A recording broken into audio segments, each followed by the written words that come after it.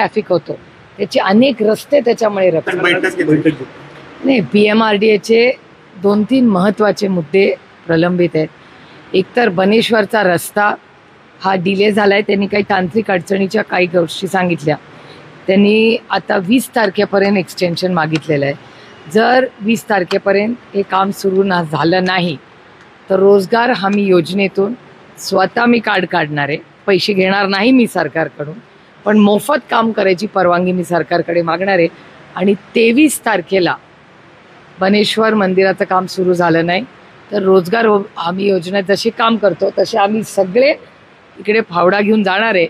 आम्ही पैसे घेणार नाही रोजगार हमी योजनेचे, पण काम सुरू होईल ह्याच्यासाठी आम्ही 23 मेपासून आम्ही स्वतःच रस्ता करायला घेणार आहे स्थानिक लोक. एक.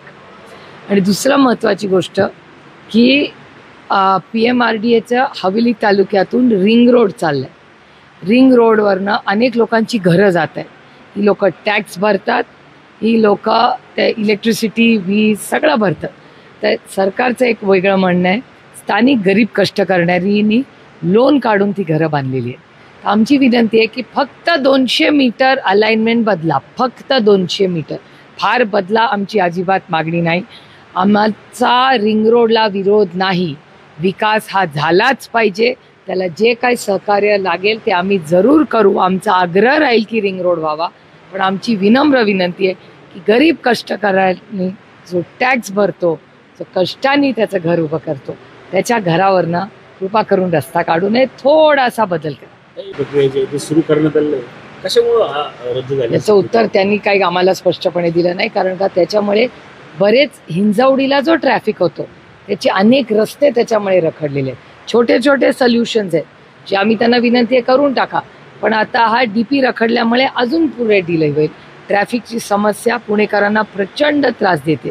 त्यामुळे आमची अपेक्षा आहे की PMRDA आणि PMC यांनी एकत्र मिळून हे काम करून पुणेकरांना थोडा तरी रिलीफ द्यावा.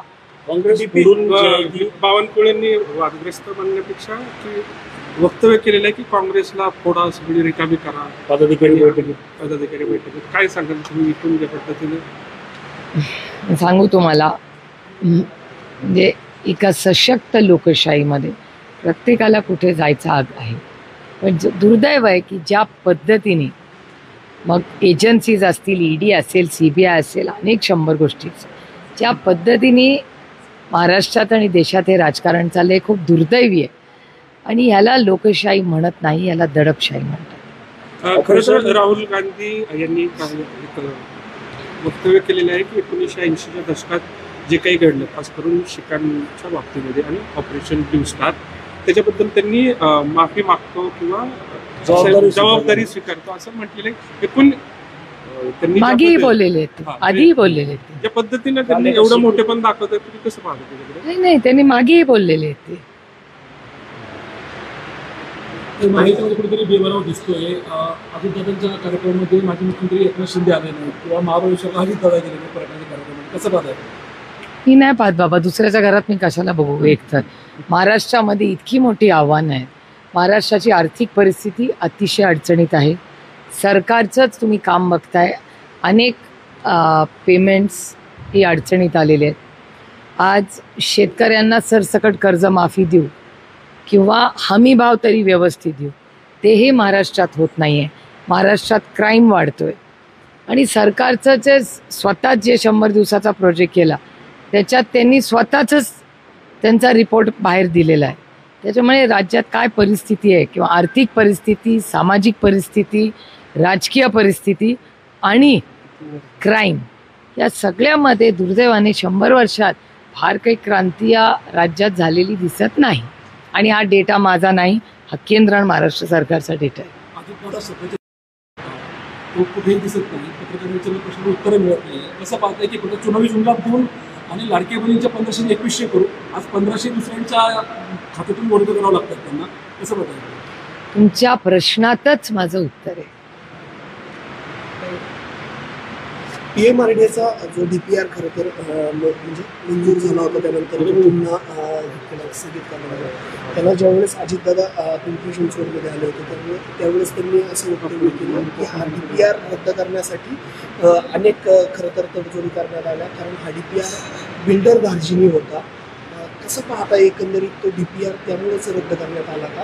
आणि दुसरी गोष्ट म्हणजे राष्ट्रवादी शरद पवार गटाकडूनही या DPR वरती बोलताना म्हटलं गेलं की हा संपूर्ण जो DPR आहे त्यामध्ये मोठा भ्रष्टाचार झाला होता, त्यामुळे हा DPR. मला असं वाटतं महाराष्ट्र सरकारने या सगळ्या प्रक्रियेबद्दल त्यांची काय स्टँड अँड वास्तव काय आहे ते पारदर्शकपणे जनतेला सांगावं, कारण का शेवटी जे सरकारमध्ये आहे त्यांनी उत्तरं दिली पाहिजेत. अजित पवारांच्या वक्तव्यामध्ये आणि सरकारचं म्हणजे सरकारच्या वक्तव्यामध्ये फेरबदल दिसतोय. तुम्हीच म्हणताय तसं, तुमच्या चॅनलवर तो डेटा दाखवला जातो.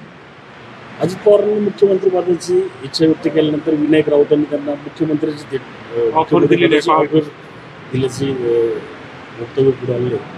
तसं महाविकास आघाडीकडून त्यांना ते मुख्यमंत्री पदाची ऑफर दिली. काय तुम्ही या बाबतीत गेल्या 3-4 दिवसात भारतीय जनता पक्षाकडून पण स्टेटमेंट्स आली आहेत, ती नाही पाहिली का तुम्ही? बऱ्याच जणांनी बरीच स्टेटमेंट्स केलेली आहेत. एका सशक्त लोकशाहीमध्ये प्रत्येकाला आपलं मत मांडायचा अधिकार असतो. 2 आठवडे उलटून गेले, आपल्याकडे महाविकास ऍक्शन पाकिस्तानवरती घेतले गेले नाही केंद्र सरकारकडून, कसं पद्धतीने सांगितलं?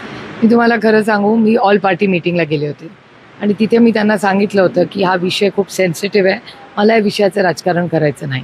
त्याच्यामुळे एक 15 दिवस महिनाभर मी या विषयावर काय वास्तव आहे, आम्हाला काय कळलं त्याच्यावर आत्ता मी काहीही बोलणार नाही. जेव्हा पार्लमेंटमध्ये जेव्हा चर्चा होईल त्याच्यात सविस्तर नक्कीच बोलीन, किंवा एक महिन्याभरात थोड्या गोष्टी सेटल झाल्यानंतर जरूर अनेक प्रश्न आहेत ज्याची उत्तरं ही प्रत्येक भारतीय मागतोय.